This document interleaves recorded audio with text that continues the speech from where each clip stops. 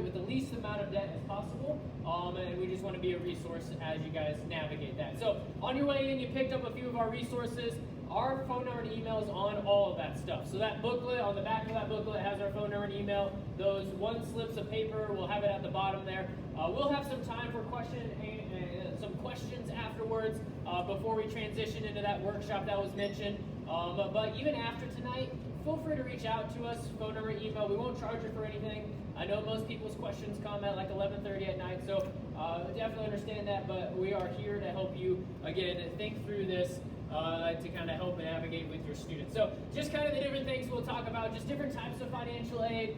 We will dive into a little bit of the FAFSA form as you guys are preparing for that here in a couple weeks.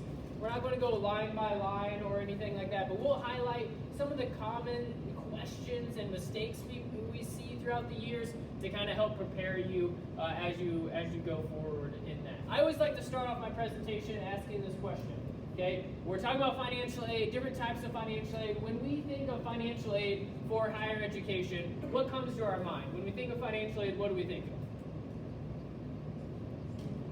Loans. Loans are part of it. We will touch a little bit about that. What else? Scholarships. Yes, perfect. What else? Those are two of the big ones. Grants, yes, those are the three biggest ones. All right, so there's kind of two categories. There's the gift aid category, things like the scholarships and the grants. That's free money for the student. And then there's another category we'd call self-help aid, which is more of, it's still aid for school, but the students typically have a little bit more skin in the game. It's not quite the free stuff like the gift aid. So we'll start with the good stuff though, the grants and the scholarships. Okay, here on the screen you'll see some of the most common grants that students could qualify for, kind of in two categories, federal grants and state grants. Probably, again, kind of what was mentioned, the most popular one is that Pell Grant, okay? The federal Pell Grant. Really what you want to kind of take away from this is that federal grants, pretty much students can use those at almost any school across the country. Again, that Pell Grant is very popular. Vast majority of schools accept Pell Grant. There are some that don't. They just don't accept federal funds at all, okay? But really you think countrywide, you think federal grants, students can go kind of anywhere for those funds. Even a lot of trade schools are actually starting to accept more and more Pell Grant stuff in a lot of different trade schools as well. Okay, the state of Indiana also uses funds as well. Now this is Indiana funded money that they typically want to cycle back into Indiana schools. Okay, so if your student qualifies for things like the Franco-Bannon or the 21st Century Scholars, they do have to go to an Indiana school to use those funds. They can still go outside of Indiana, those funds just won't go with them. Okay, they can still use the Pell Grant, but Indiana funds, Indiana schools.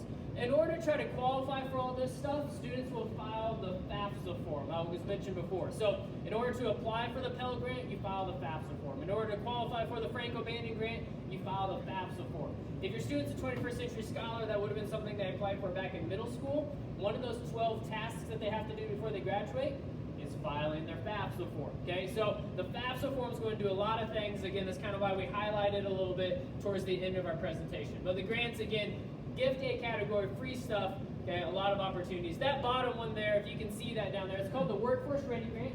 And this is actually for students who maybe are on the fence about college, but more interested in going right into the workforce after high school.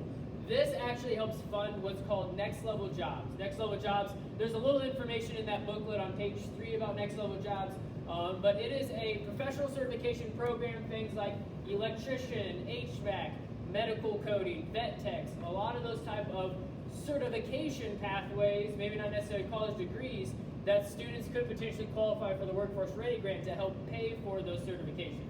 And some of those pathways in Next Level Jobs actually comes with some college credit, depending on what pathway they pick. So even if they decide to go on with their education, maybe get their associates down the road, some of those credits can transfer with them. So it's a good opportunity, especially for those students maybe on the fence about what they're wanting to do there.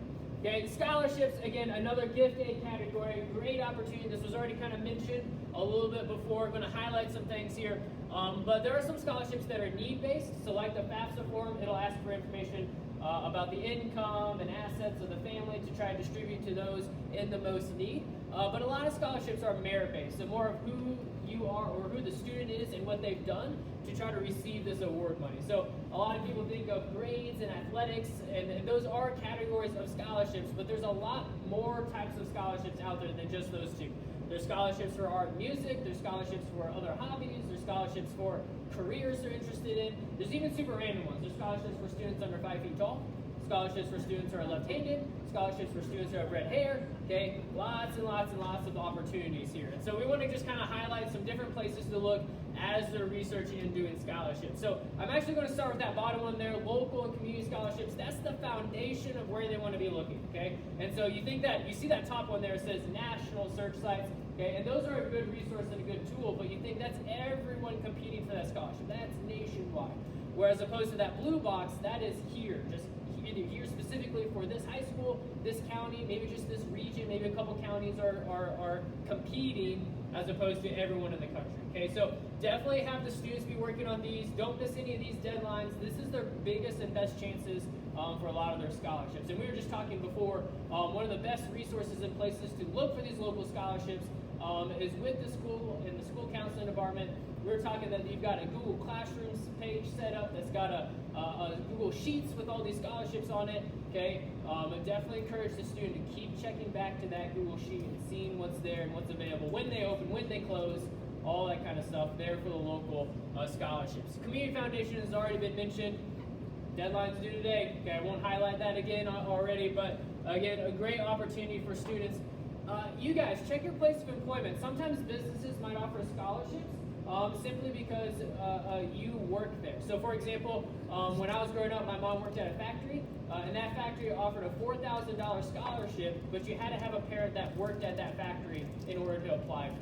Okay, so maybe your place of employment has something like that for your student. Even if they don't, a lot of businesses kind of in the area will offer scholarships. I've seen banks offer scholarships, insurance companies, fast food places. I've even driven through a small town once to where the local electrical plant offered $400 or $500 scholarships to their local high school, that local high school. Okay, so just check around businesses, even some places called civic organizations. Some of us like to call these our animal clubs. The Lions, the Elks, the Moose, the Eagles lodges, American Legion, 4-H, all these different types of not really businesses, but organizations that live and help and serve the community. See if there's something like that available for your student. Apply and apply and apply. A local community, don't miss any of those deadlines. Kind of the other big step there is the college and university themselves. They typically will have a list of scholarships on their website. So as we're kind of looking and choosing between schools, have them visit their financial aid page. Lots of information about the FAFSA form, when that's due, their scholarships, when those are due. And students don't have to wait to know where they're going to go to apply for those scholarships. Okay, they are probably applying for a few different schools' scholarships, as that's going to help them determine which school they're actually going to be able to financially afford. This school offered me $3,000, where this school offered me $8,000, right? So they can apply for more than just one school at a time. So check those out, when those due dates are. And then kind of that top there, the free national search sites.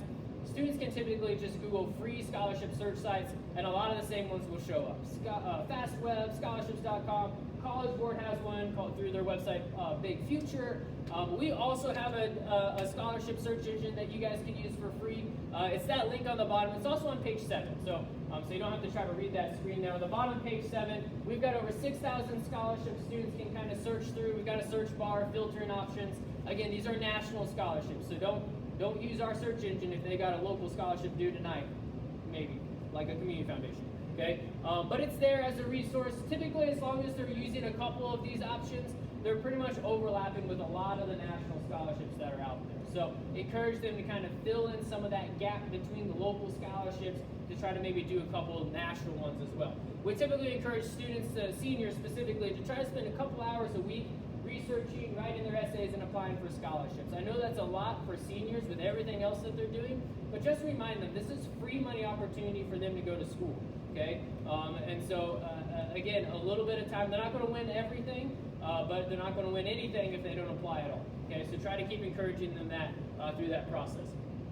Also on the bottom, page 7, we do a scholarship ourselves, so we have that search engine that you guys can use. We do a scholarship. We do 5 $1,000 drawings. All they have to do is be 16 years or older and live in Indiana, and they can apply for our scholarship. We don't ask for grades, essays, transcripts, none of that. That's too hard. We literally just draw a name. If they win, if their name gets drawn, they win $1,000 for school. We do it 5 times, starting in February. They apply once, they're in. the whole thing all year. Okay, so that information on the screen, bottom of page 7, another good resource as well.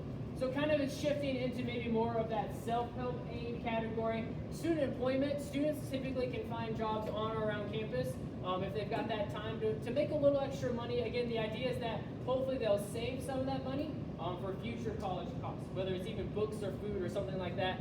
When students file the FAFSA form, there's an opportunity, what's called a federal work study. So if students see that come across different offers or information from colleges, it's not like the Pell Grant, it's not free money, but a federal work study is a job opportunity. So the school will help them find a job, they have to agree to a certain number of hours a week, and they can get that money. If they don't work that number of hours, then they get less money. But it is an opportunity, again, for them to make some money for education. Even if they don't qualify for the work study, there's typically other part-time jobs on or around the campus that they can find jobs and make a little bit of money. So I never qualified for the work study, but I usually found a part-time job, usually every semester, again, just to make a little bit of money to help pay off some other college costs. And then lastly here are loans. We put this kind of last on our list simply because we want students to look at all the other stuff first. Grants, scholarships, the free stuff, even employment. They don't have to pay their paychecks back, right? They work, they make the paycheck, and then they do what they need to with that money. Loans, though, there's about 60% of students that graduate with at least one loan-related debt. And again, we just want to make sure that you understand the different options. And again, we're a team here to help you guys think through that once you get into that kind of area later towards your senior year. So there's a few different options when it comes to education loans. When students file the FAFSA form, they automatically qualify for that top one there, the Federal Direct Student Loan. Okay, it's a student loan, it's entirely in the student's name. Every student qualifies, but there are yearly limits to it. So their first year as a freshman, they can only borrow up to $5,500. Okay, their sophomore year is $6,500, and then their junior and senior year is $7,500. Okay, so it caps it so they're not borrowing an incredible amount of money that they can't pay back, but then it also kind of grows a little bit, so it gives them a little bit more responsibility. Okay, but it does have that yearly cap on it.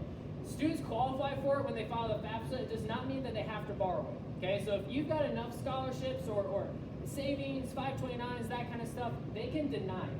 Okay, so just because they filed the FAFSA form doesn't mean they have to take it, but it is there as a resource. And so if they need to borrow more than that, though, going the other direction, if $5,500 isn't enough, there are a couple other loan options on top of that students and you guys can kind of discuss and research together. So there is what's called a Federal Direct Plus loan. This is a parent loan, so this is entirely in the parent's name. The only reason why the student's name is on it is so they know whose bill is paid. Okay, but it's in your name, it's a parent loan, and you can see and again, it's kind of small, so you might not see it in the back there, but I'll say it. But you can see the rates for both the student and the parent plus loan on the screen there. That federal student loan for this current college year was 6.39%, and that parent loan is 8.94% for that interest rate. And those do come with a fee, kind of like an origination fee. Again, it costs a little extra money for those loans to be created. So for example, if you need to borrow $10,000 for that Federal Plus loan, you actually will then be feed or charged $422.80, okay, to get that $10,000 plus loan. Okay, so those do come with origination fee. Before taking that plus loan, though, we typically encourage families to this is kind of a shopping around experience, okay? So we definitely encourage you to look at some private loans, banks, private loan companies, that kind of stuff, and see what options might best fit your guys' financial situation together. So typically with a private loan, the student loan is going to be the main borrower, and then someone else is going to be a co-signer. Students typically can't qualify by themselves. A lot of times that's the parent. And then based off the credit score and income, will determine whether they qualify for their loan, and then what their interest rate will be.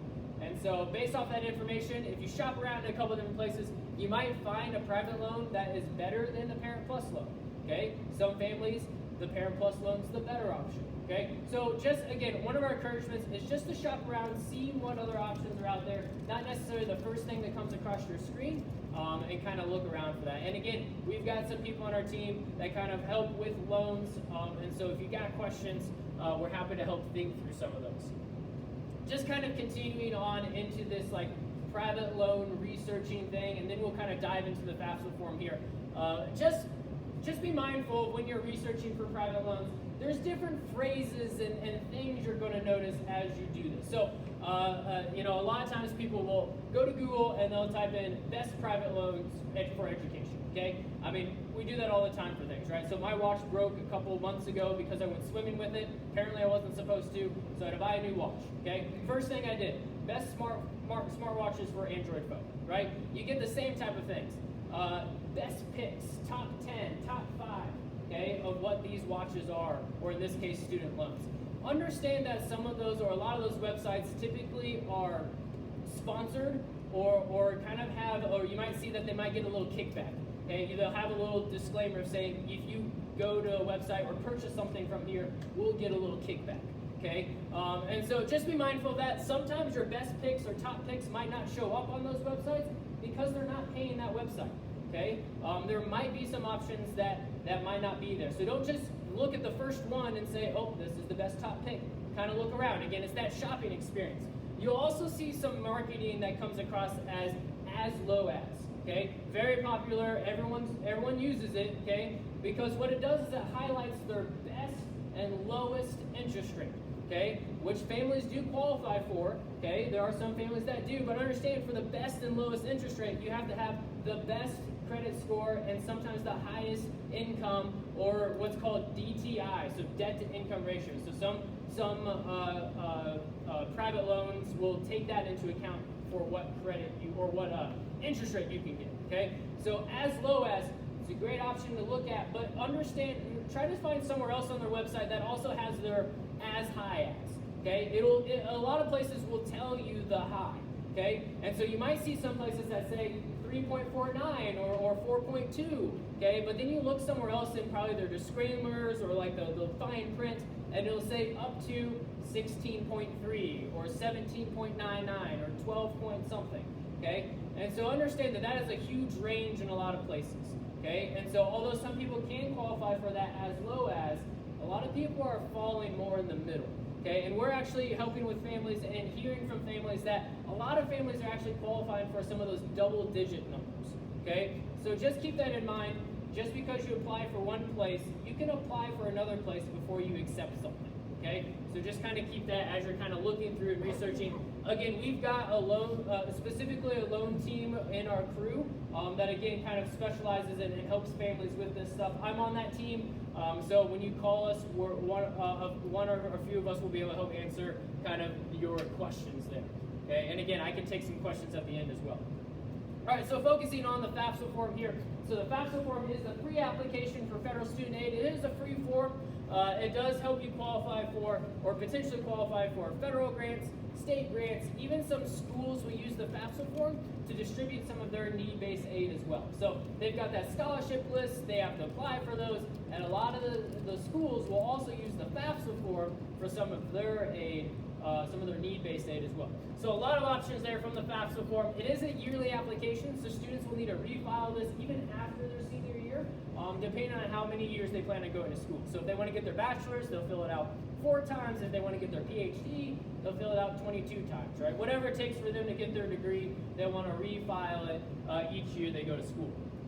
The FAFSA form is a giant equation and basically calculates what's called your SAI, your Student Aid Index. Okay, don't worry, your student doesn't have to do any of the math, it does it for them. Okay, but it's basically combining student income, parents' income into this formula and spits out the student aid index. One thing I want to make sure you guys know is that this SAI at the end is not what they are predicting you have to pay.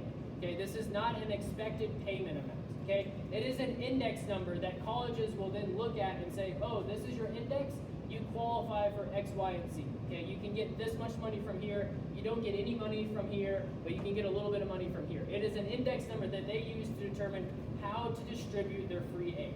Okay, and so all the colleges will get that, and I'll kind of explain how that works a little bit later. I guess not all colleges. The colleges the student invites, which again will come later. Okay, in order to fill this out, both the student and at least one parent will need to have what's called an FSA ID, or what's now kind of transitioning into student aid account. Okay, so this website is studentaid.gov, and so they're flipping back and forth between the names. So FSA ID, studentaid.gov account is the same thing. It is a username and password that you log in with you fill out the information, the student fills out their information, they sign and submit the form through this username and password. Again, both the student and at least one parent will need to have an account to get that done. Some important dates for the FAFSA form. So as already mentioned before, it opens up October 1st, which is just a couple months away. The students are graduating in 2026.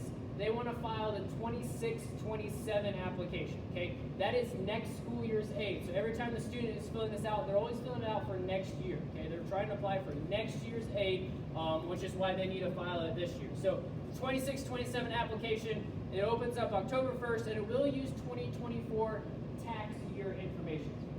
So even if you file it after the new year, it's still going to use 2024 taxes. Okay, that way everyone's using the same tax year regardless of when you file the form. Indiana's priority deadline is April 15th, so that's a big window. October 1st, April 15th is Indiana's priority deadline. Don't wait that long if you can help it. There are some colleges that might have earlier deadlines. Sometimes some scholarships will ask for your FAFSA form to be filed. They may ask for your SAI, and so they obviously have to have the FAFSA form filed before then. So if you got a scholarship that's due in February, you got to have your FAFSA filed before February to kind of know what your SAI is. So again, the earlier you get it done, the better. You hit more deadlines. Plus, it's just a weight off your shoulder that you can just move on with life about. Okay, until next year. This is again showing you some screenshots, kind of a simple pathway through it. Again, maybe not line by line, but a lot of the questions we get. This will be done through, again, studentaid.gov. The student can start the form, parents, you can start the form as well, and kind of how that works. But whoever is starting it, whoever's logged in, they just need to pick who they are, student or parent. Both the student and the parent will eventually have to provide what's called consent. This is basically giving FAFSA permission to find any tax information with the IRS and automatically pull it over. It makes it quick, it makes it easy, it answers a bunch of questions for you. It is also required. So if you deny consent, the student's not going to qualify for anything, okay? Even if the student didn't file taxes, they still have to provide consent so that FAFSA knows there's no tax information with the IRS, okay? So everyone has to provide consent in order for them to qualify. The first section for the student, they are going to be asking a series of questions, and they're trying to determine whether parents' information is required on the FAFSA form. Okay, this is called dependency status. So if a student is a dependent student, then parents, you are required to be on the FAFSA form. If they're independent, they can file it by themselves. This is not a choice by the student. It's based off of the answers on the FAFSA form. So it could be based off of their age, whether they're married, have kids. So for example, those three things automatically make me an independent student. So if I go back to school, I'm too old, I'm married, have kids, I don't need mom and dad on the form, okay? There are other reasons though that a student might be able to file by themselves. If the student has ever been in foster care since 13 years or older, if the student is under a legal guardianship that's not their biological or adoptive parent, grandparent, aunt or uncle, family, friend, something like that, okay, that makes them independent. Okay, again, the FAFSA form will tell them what they are. It'll tell them dependent, it'll tell them independent, but it's still good to know that ahead of time to determine, okay, do I need to have an account as a parent? Okay, so those are kind of the main situation as to why a student would be independent. If they don't hit those check boxes, okay, you probably will be on the FAFSA form, okay? But the student will be told what that is. There are a few sections for the student. There's a demographic section, that's after that one. That one's pretty straightforward, a lot of demographic-y type questions that they can work through. The students will have a finance section. It'll ask if they filed taxes, and again, if they did or didn't, it'll try to find their information from the IRS. If it does, it'll answer a bunch of questions for them, and they may only see 4 or 5 questions pop up. That's great. Answer the 4 or 5 questions. If it doesn't find their taxes, it'll ask them 20 questions. Great. Answer the 20 questions. The main thing is answer whatever shows up. If you only got a couple questions, there's no need to panic. Okay, just move forward. Okay, answer whatever questions appear. Again, eventually the students will be invited to invite colleges to their form. They can list up to 20 schools. They don't have to obviously list all 20 spots, but it gives them a chance to list multiple schools if they haven't decided yet. Only the schools listed on their FAFSA will receive their information. And again, this is how colleges get their SAI. Okay, and so that's how the colleges will then determine how much money they can get, is because they've been invited through the actual FAFSA form itself. Towards the end, the student will, yeah, go for it. On the college part of it, do they have to list them all on their initial application, or can they go back and add them later? Nope, yep, that's a good question. So there is an easy way to just go back in, even after it's processed, to add some schools. Yep, very easy. And I'll, there's a screen I'll briefly show a little bit later on where to do that. Yep, good question. Okay. Eventually, the student will invite the contributor, parents. Yeah, that's a fancy name for you. You're a contributor. Okay. They will invite you to the forum. All they have to do is know your email. Okay. So make sure the student knows their email, what it is, and then you will get an email invite to be able to connect your FSA ID and access the parent portion of their form. They cannot do it from their side. That's why you have to have an account. You have to be able to log in and do the parent stuff from your account. But all they need is an email. All right, so who is required to be on the form? Okay, who's the parent, right? And so again, we're talking about biological or adoptive parents, foster care parents, guardianship parents. Okay, that makes a student independent. Okay, we're talking about biological or adoptive parents. If those parents are married, or if they're unmarried but they still live in the same house, okay, both parents will be on the FAFSA form. Okay, that does not mean that both of you need to have an account.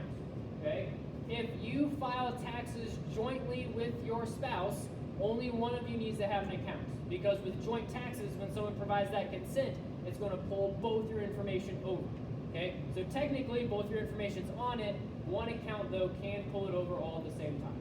If you file taxes separately with your current spouse, or again you're unmarried and live in the same house and you file taxes separately, you both would need to have your own FSA ID, because you cannot provide consent for the other person if you're not on their taxes. Okay, so if you file taxes separately, you both will need to have an account, and the student will need to have an account as well. If the parents are divorced or separated, the FAFSA form actually only asks for one of the parents to be invited. Okay, and how to determine which parent that is based off of the first question in that box, which again, I know it might be hard to read in the back, okay, but the question is, which parent has provided more financial support for that student in the past 12 months? Okay, financial support can actually be a pretty broad term. Okay, it's not just who gives them a bigger allowance and pays for their, clothes. Okay, you can think of, they live with you more, and so that's free housing and free food, right? Rent $800 a month, food $100 a week, right? Maybe $500 depending on how much your food your kid eats, right? Okay, that's financial support. Medical insurance, car payments, phone bill. Okay, think about that as kind of a whole picture of financial support. Okay, in the last 12 months, who's providing more financial support? So as you think through that, okay, if that's parent B versus parent A, then parent A is not on the application, parent B is. They provide more financial support. If parent B has been remarried, okay, then it's that parent plus the current spouse, the step parent. Both of them will be like the married side, both of them will be on the FAFSA. Okay, so if they file taxes jointly, their information will come together. If parent B is not remarried, then it's just parent B by themselves. Okay? Again, lots of questions. We get that year after year. I'm happy to help walk through any of that with you guys. Eventually, the student will review their answers. They'll sign. There'll be a whole bunch of legalese. Hopefully they read, but we know they'll just scroll through. Okay, they'll sign, and eventually it will get to they are pending submission. Okay, it's pending because they're waiting on you. Okay, you've got your stuff. Again, you'll get an email with a specific invite code. If for some reason the email doesn't go through, they can see what their invite code is here on this screen. The student can log back in. If your email somehow disappears or they typed in the wrong email, the student can give you the code. Okay, and you'll need that code when you log in. Okay, on your side, again, you get an email from the U.S. Department of Ed. It'll look something similar to this with that code down there. Again, it's super small, but it's there, trust me. Okay, you can click accept invite. It will prompt you to log in, and then you will put in that code. Okay, that code then, once it gets accepted, then connects you to be able to do the parent portion of the FAFSA form. Again, already talked about this. Parents, you will provide consent. You kind of have to do that. You have 3 sections. You've got a demographic section, a finance section, and a signature page. Your side is easier. Okay, and so you got some demographics. You'll kind of work through some of those there. Again, it'll ask you some finance questions. They might be slightly different than the student. Again, a lot of them might be pre-answered because it gets pulled from the IRS. You might not see income questions. You might not see your AGI questions. That's a good thing. It pulls your taxes over automatically. both the student and the parent will be asked asset questions. This is probably one of the most common questions we get. What do I have to include? What do I not have to include on the FAFSA form? There are some do's and don'ts for assets, okay? You do not have to include the house you live in. If you own the house you live in, you do not have to include that as an asset. They don't care about the value of that. Same thing with like cars and boats and your lawnmower, none of that, okay? Any retirement plans, you do not have to include that on the FAFSA form either. 401ks, 403bs, IRAs, whatever else exists out there. If it's a retirement plan, you do not need to include it. There are some things you do have to include. Cash savings and checking, okay?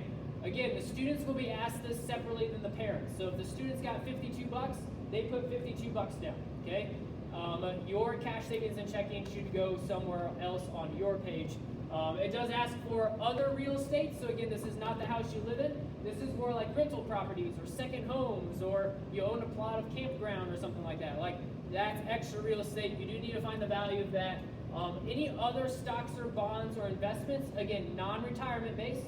Okay, but if you do stocks or bonds on the side, you got some money market accounts that are a little bit extra, or 529 college savings plans. Okay, if you've got a 529 college savings plan for that student, that will be listed as a parent asset under the investment section. Okay, and you actually only need to include the child you're applying for. Okay, so for example, I've got 3 kids. We've got 3 different 529 plans for those kids.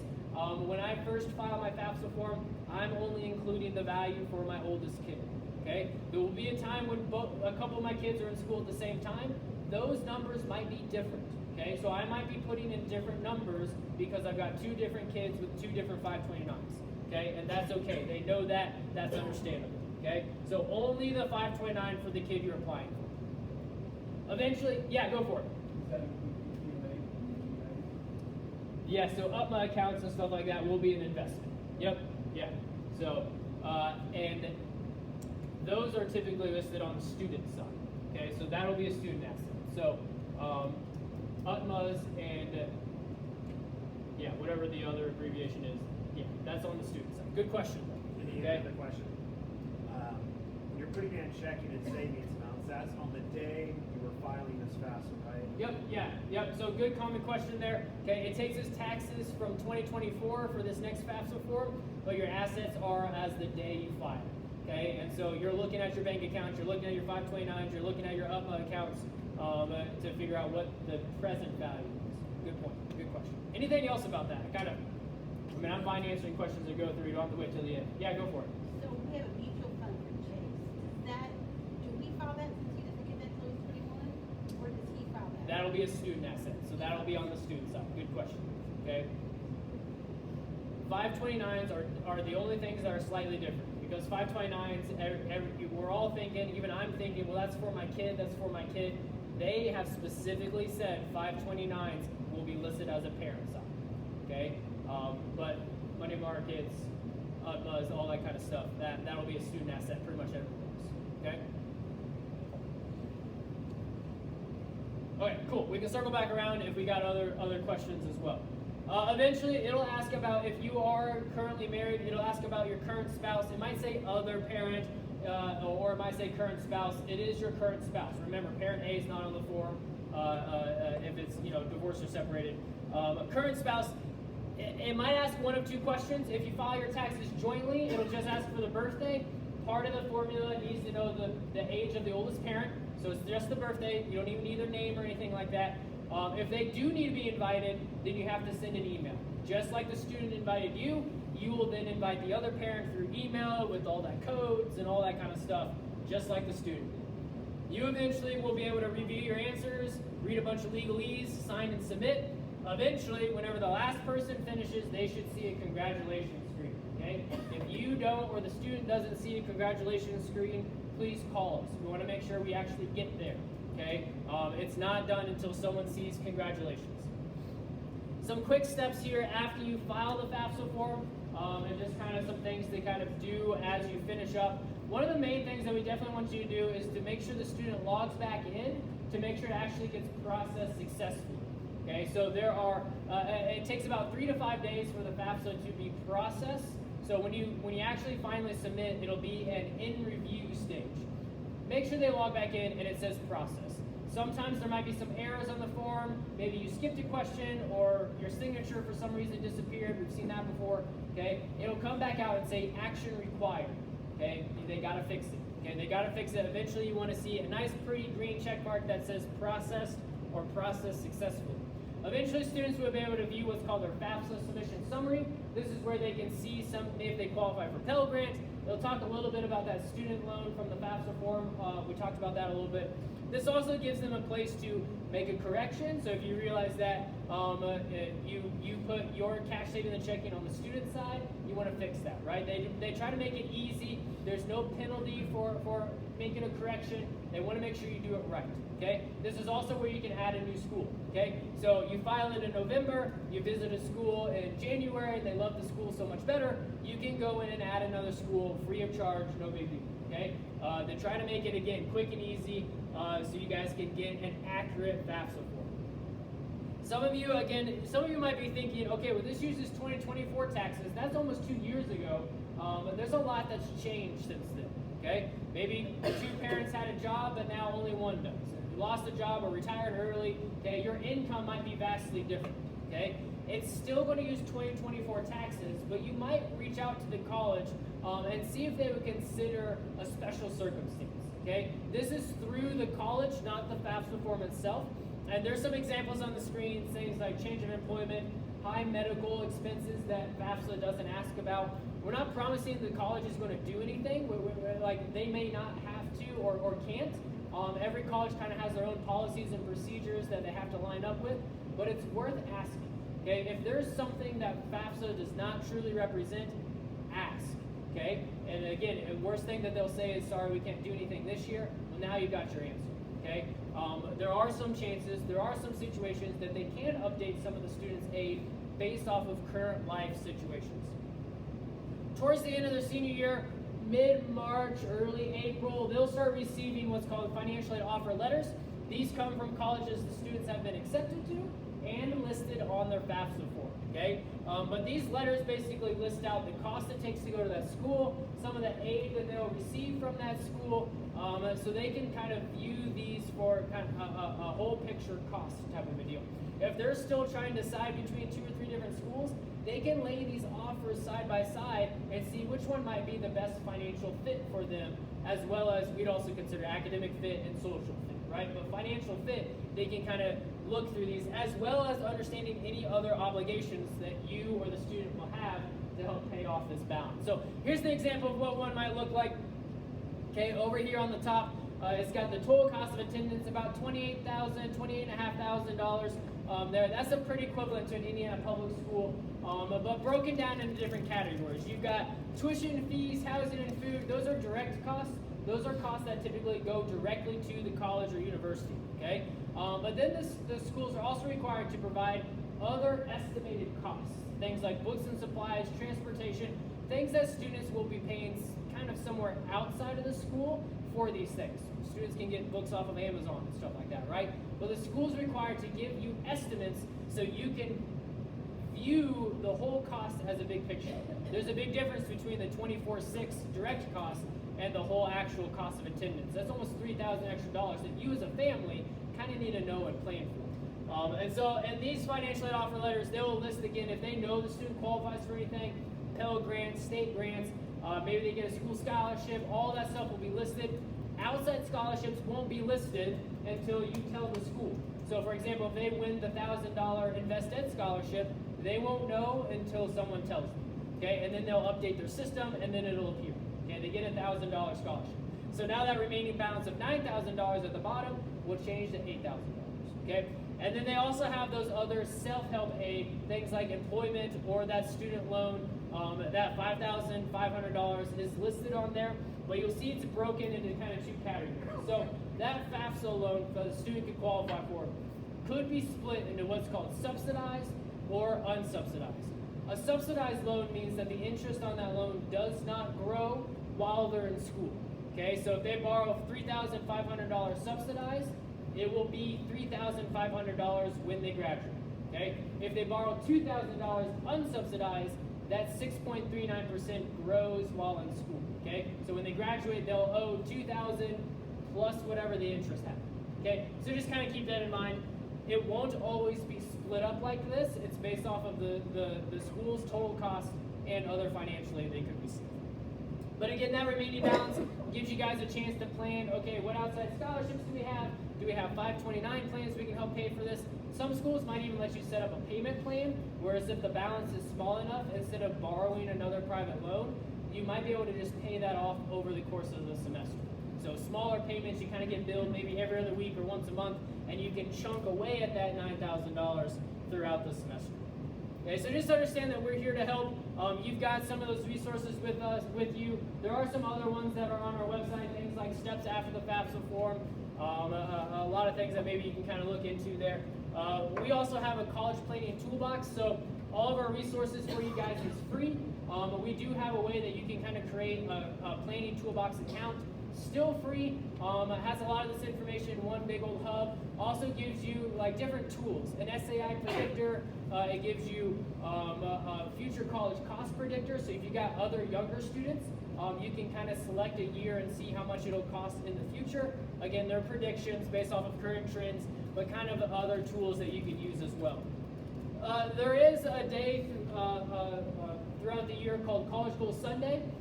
This is once a Sunday. Sometimes there's 2 Sundays, but right now we only know of the one. But experts all across the state of Indiana will spread out, and they'll do basically a FAFSA filing event in person at local, just kind of different areas. A lot of times it's college campuses or something like that. But our team gets spread out. Financial aid officers from colleges will spread out, and they'll help you file the FAFSA form in person. And so it's this year right now, it's November 9th. It's always 2 to 4. Okay, November 9th, 2 to 4. There's lots of locations. I'm sorry. Usually Ivy Tech Sellersburg. Oh, Ivy Tech Sellersburg. Okay. So that website there, you can see a whole bunch of lists of locations, and that gets updated every year, so you can see your most recent kind of location there. Okay. Again, even if you can't make that event, you can always call us. We help families file this over the phone, Zoom, all that kind of stuff, in case you get stuck or have questions. Okay. Now that was a lot in 46 minutes. Okay. Again, if you want to stick around, we will help you create those FSA IDs early, so you're prepared for October 1st. But before we kind of transition to that workshop section, do we have any other questions that have come up that you want to kind of ask?